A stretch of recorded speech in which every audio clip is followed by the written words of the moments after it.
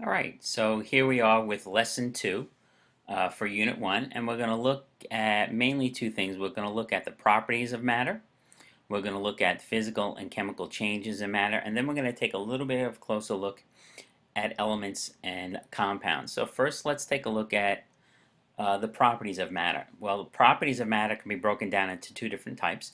There are physical properties and then there are chemical properties. So let's look at physical properties first. Now, a physical property of a substance, for example, if I was to say like a physical property of a person, I would say their hair color, their height, their eye color, those would all be physical properties of a person. Well, the physical properties of a substance, like an element or a compound, are observed using your senses. It does not require really any equipment, does not require any chemical analysis. Examples would be the melting point of a substance, its color, its texture. And physical properties can be broken down further into extensive and intensive properties. Now, this is not something that they ask you about on the Regents exam.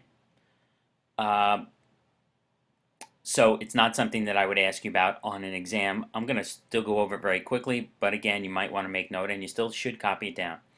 An extensive property is a property that depends on how much material you are dealing with. For example, the mass of an object is an extensive property because the mass changes depending on how much you have. An intensive property is a property that doesn't depend upon how much of what you have. For example, it doesn't matter whether you have a gallon of water or 1,000 gallons of water.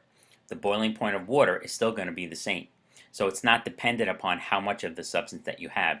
Color is also the same. Um, if you have something and it's a very small piece of it and it's blue in color, if you have a large piece, it's also going to be blue in color. So extensive is dependent upon how much you have. Intensive is not dependent upon how much you have. The best example, and you may have learned this in earth science, is density. Density is an intensive property because no matter how large a piece of something you have, its density is not going to change. Let's go on to chemical properties. Chemical properties really has to do with how substances react with other substances. So for example, you can see in the example, reacting hydrogen with oxygen gas results in a combustion reaction. That's an example of a chemical property of hydrogen and oxygen. The fact that iron, if it's left out in the open, will rust is a chemical property of iron. Its color, which is brown, is a physical property, but the fact that iron can rust when it reacts with oxygen is a chemical property. Let's take a look at some practice questions here, and you're going to look at whether they are intensive, extensive, or a chemical property. So, for example, if you look at number one, we said that mass is an extensive property, right? If you look back up at here, mass is it depends on how much of the material they have. Boiling point, we said, is an intensive property. The fact that baking soda reacts with vinegar and it produces carbon dioxide gas, that's a chemical property. The density of mercury is 13.6. That's intensive because density is not dependent upon how much you have. And 5, the solubility of sodium chloride in water is 40 grams per 100 milliliters. That is also an intensive property. Let's look at physical versus chemical changes in matter. Matter can either undergo a physical or a chemical change. If you look at a physical change, a change that does not alter the chemical properties of a substance. For example, if you cut a piece of paper in half, it's still paper, its chemical properties have not changed. Any phase change, and we'll get into more later on what a phase change is, but when you take a piece of ice and you allow it to melt, that's still a physical change because even though it's gone from a solid to a liquid, the chemical composition is exactly the same. It starts out as water in the solid phase, but it ends up as water in the liquid phase. In either case, the formula, the composition is still H2O. So if you change the size, the shape, it's still going to be a physical change. All phase changes, and we'll go through this later on, are physical changes, and you can see the example there. A chemical change results in the composition of a substance changing. We gave you an example of a chemical change before. Iron rusting is a chemical change. The formula, the composition before and after is different. Um, and in many times, in every case, a chemical change always produces energy or absorbs energy. So energy is also involved. So burning, any type of burning or combustion is a chemical change. And here's some examples here. burning toast. As we said, anytime you burn something, doesn't matter what it is, that's a chemical change. Making ice cubes, you're freezing water, so you're making water go from a liquid to a solid. That's a physical change. It's still H2O. Lighting a candle, chemical change. When milk spoils, that's actually a chemical change, and you know that because of the difference in the taste, right? Before it spoils, milk tastes good. After it spoils, not so much. When you're making Kool-Aid, that's really making a solution. Making a solution is a physical change. Okay, let's quickly run through and take a look at elements versus compounds. This is a skill that you need for several reasons. It's asking you to circle all the elements and underline the compounds below. So if we quickly, let's see how this is going to work here. Not so well.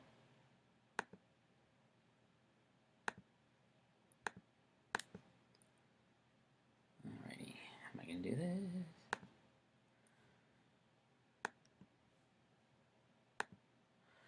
Alright, so if you take a look at this, if you look at this, you notice that we had said earlier, did we miss that? Guess not. If you look at this, this is a compound because it's composed of two different elements.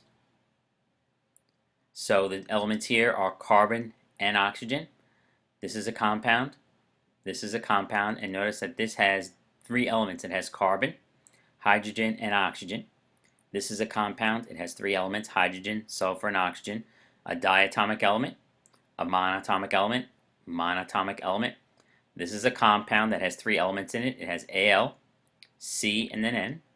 Monatomic element, a compound that contains hydrogen and oxygen, monatomic element. This is also an element. Notice how the O is a lowercase. That indicates that this is an element symbol, but it has two letters in the symbol. So if an element symbol has two letters, the second one is always lowercase. Note the difference between that and this. Notice these are both uppercase letters. That means that these are two different elements. Diatomic element. This is a compound with two elements, nitrogen and iodine. Compound, sodium and chlorine, and a monatomic element. So it says, does each compound have the same number of symbols? Absolutely not. You can have a compound that has 2 symbols, 3 symbols, 4 symbols. For each element above, how many total symbols are listed? Okay, we already went through that. What is the minimum number of symbols that must be present in order for a species to be considered a compound? In order for it to be compound, it has to have 2 or more different symbols or elements, and that's what it's saying here. Another thing that you're going to need for several things, several parts, is understanding compounds. And the important term here is a subscript. You notice that some formulas have subscripts. Notice there's a 2 here. That's a subscript. And you might say, well, the carbon doesn't have a subscript. It does. It's a 1, but we rarely write the number 1 in chemistry. So C has a subscript of 1. We just don't write it. And oxygen has a subscript of 2. So that would give you how many carbon atoms? That would give you 1 carbon atom, but 2 oxygen atoms. Now, when it gets tricky is when you have compounds that contain 3 or more elements, which are called ternary compounds. And you'll notice that here's an example, Al, and then notice the parentheses with the 3. It's extremely important that you understand what this means. What I did was I kind of wrote it out in a longer version. So this is the same as this. So if we're going to have more than one of these, why write 3 of them? We can just put them in parentheses and put a 3 outside. So it's telling you here that you have 1 aluminum, you have 1, 2, 3 carbons, and 1, 2, 3 nitrogen atoms. Same thing with the next one. And it's a little bit more complicated because now you see you have 2 Fe's, that's what this 2 is, and you have 3 SO4s. So I have 2 iron atoms, I have 1, 2, 3 sulfur atoms, and I have 4, 8, 12 oxygen atoms. And if you notice that on your periodic tables, on your reference tables, is you have a periodic table which gives you a lot of information about the elements, but the one thing it does not give you, it does not give you the names of the elements. It gives you the symbols with a bunch of different numbers, which we'll talk about. Fortunately, reference table S gives you the symbol and the name of each element along with a whole bunch of other information that we'll use later on. So remember we talked about it. If an element has only 1 letter, it's always going to be capitalized. If an element has 2 letters in its symbol, first one is capital, second one is always lowercase. And here are a whole bunch of different elements, and you're going to have a quiz on these names and symbols of the elements, and it will not be multiple choice, it will not be true, false, so it will simply be, I will give you the symbols of some elements, you'll have to give me the name, and then I'll give you the name of some elements, and you'll have to give me the symbol. That's how it's going to be. And we will talk about the date that that quiz is on during class. Okay, and that's pretty much it.